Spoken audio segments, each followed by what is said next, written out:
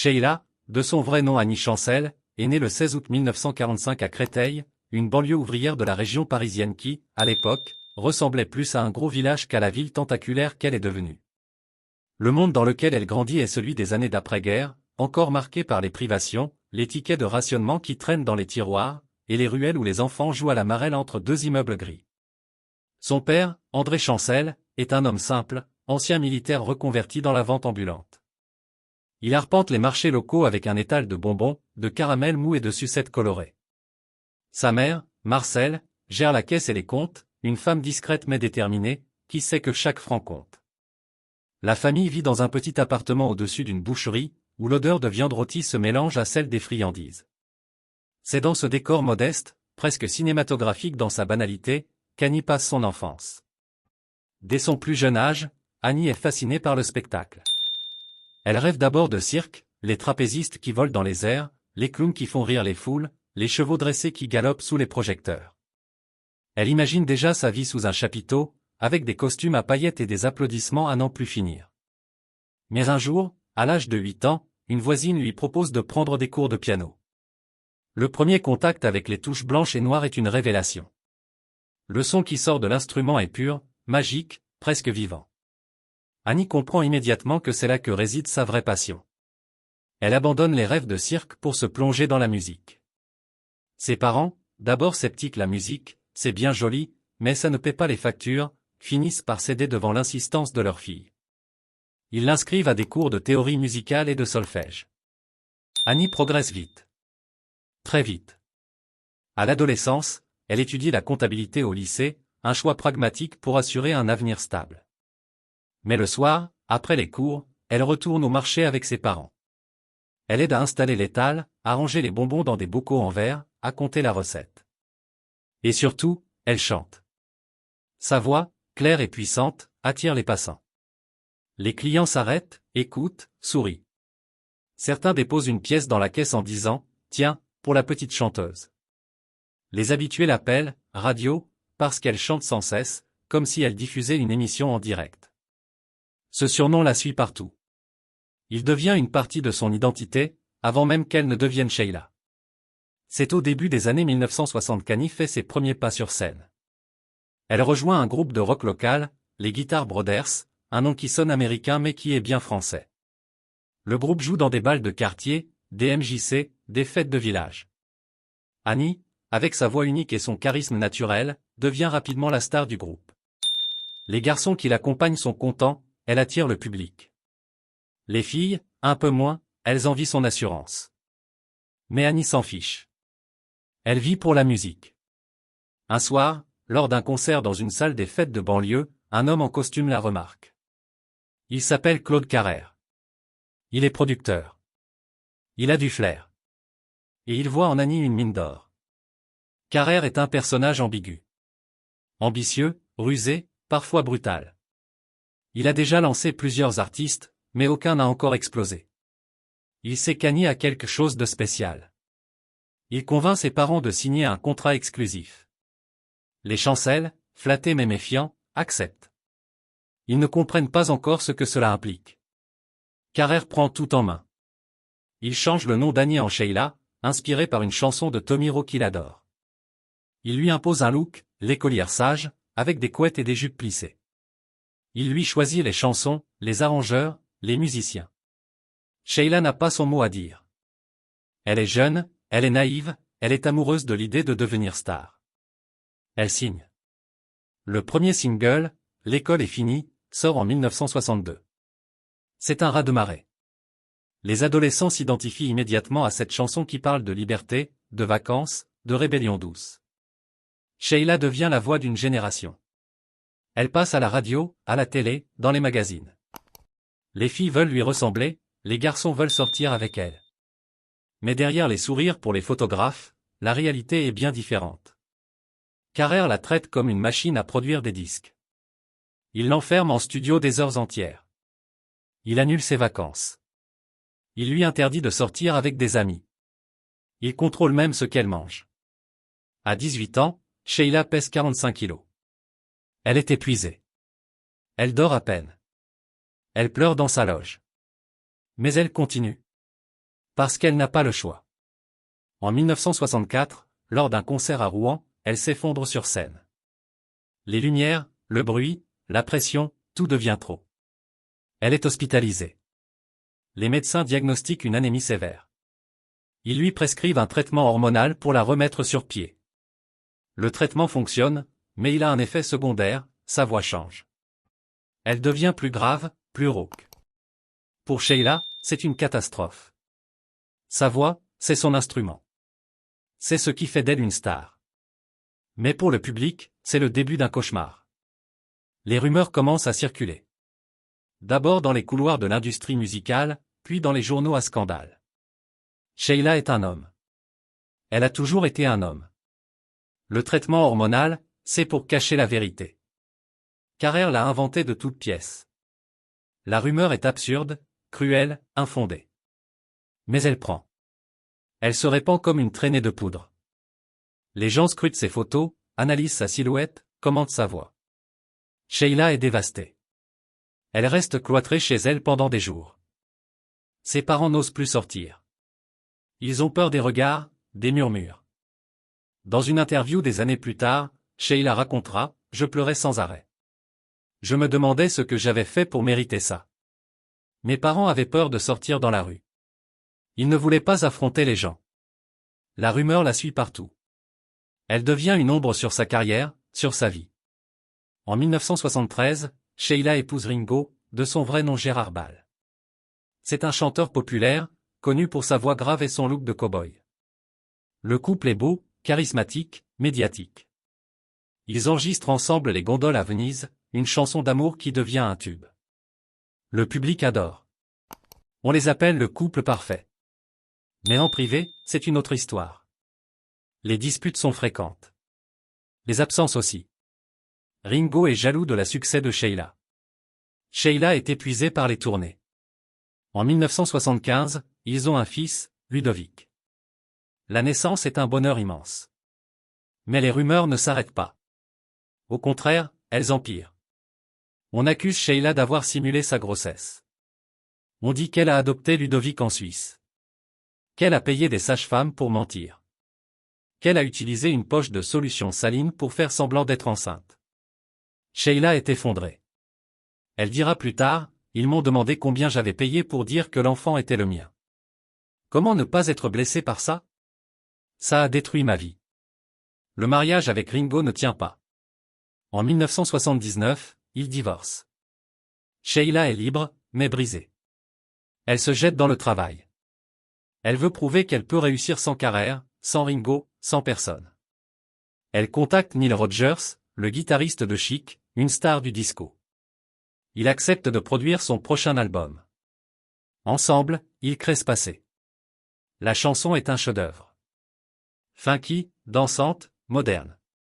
Elle explose dans le monde entier. Sheila réinvente son image. Exit l'écolière sage. Bonjour la diva glamour, en cuir et talons hauts. Elle conquiert l'Amérique, l'Europe, l'Asie. Neil Rogers devient son ami. Il dira plus tard, elle a changé ma vie. Sheila répondra, lui aussi. Mais la vie continue de lui jouer des tours. En 1980, elle rencontre Yves Martin, un chanteur et producteur. Il est différent de Ringo. Plus calme, plus stable. Il l'aide à explorer de nouveaux styles musicaux. Ils vivent ensemble pendant des décennies. Mais en 2016, il subit 2 AVC. Il est gravement handicapé. Sheila devient sa soigneuse. Elle l'accompagne à chaque rendez-vous médical, à chaque séance de rééducation. Elle ne le quitte pas. En 2024, Yves meurt. Sheila est seule. Mais elle continue.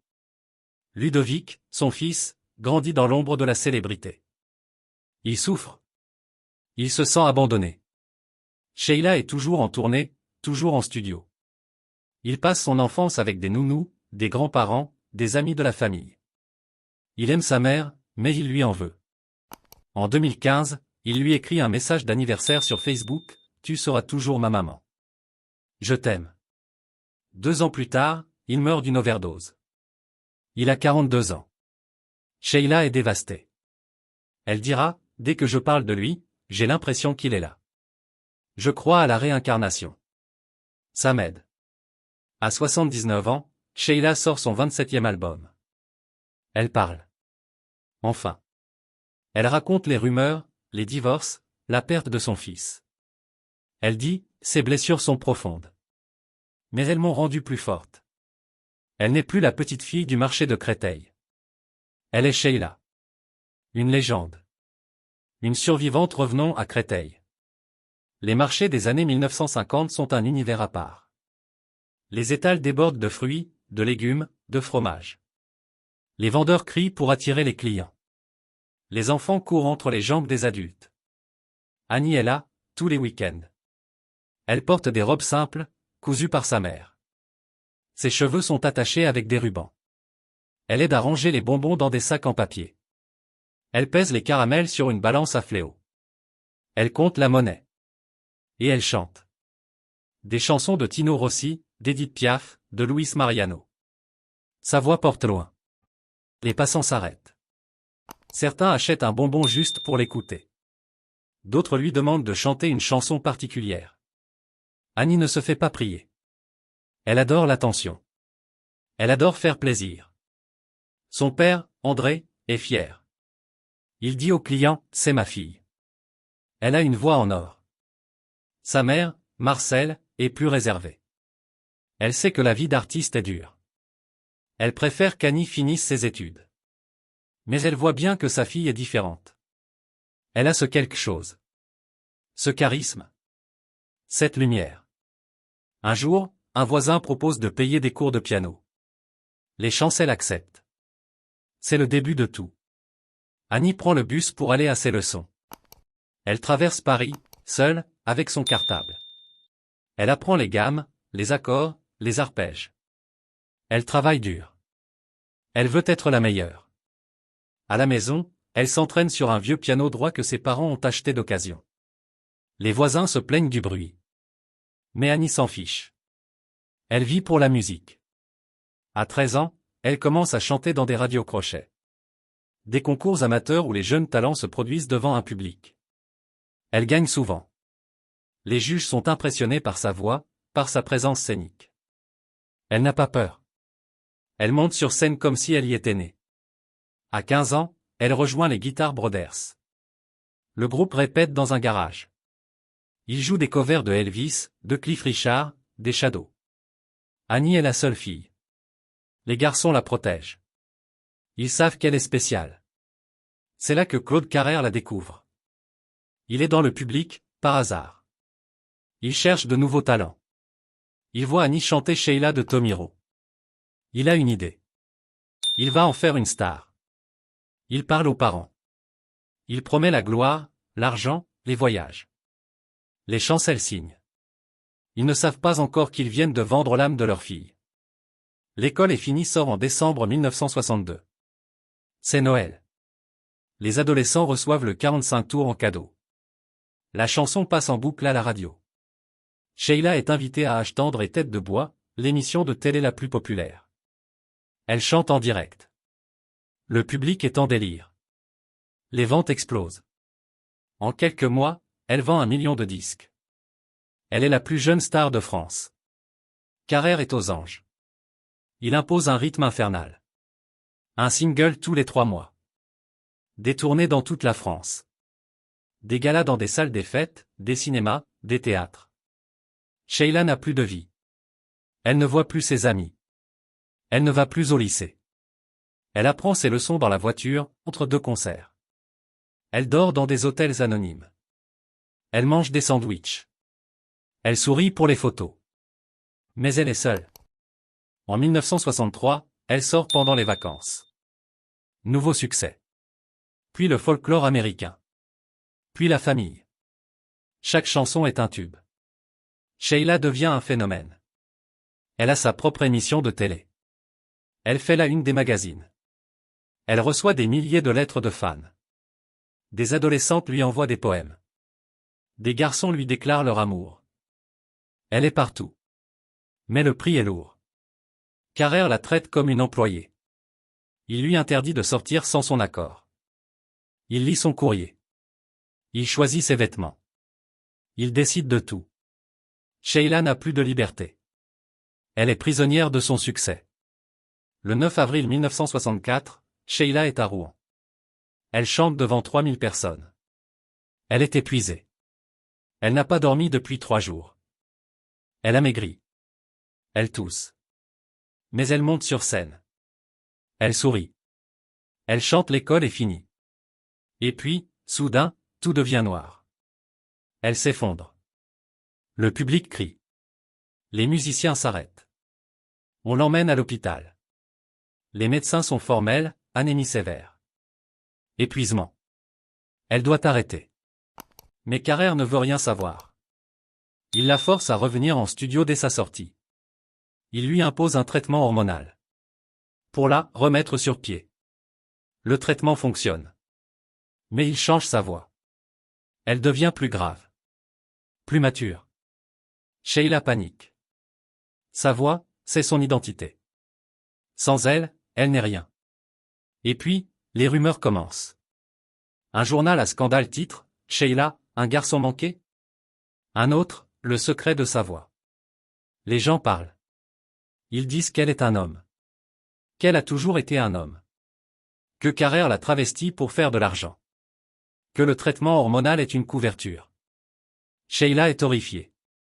Elle veut prouver qu'elle est une femme. Elle pose en maillot de bain. Elle montre son corps. Mais plus elle essaie, plus les rumeurs grandissent. Elle reste chez elle pendant des semaines. Elle pleure. Elle ne mange plus. Ses parents sont désespérés. Ils ne savent pas quoi faire. Carrère, lui, s'en fiche. Il continue à sortir des disques. Il dit que la rumeur, c'est de la pub. Que ça vend.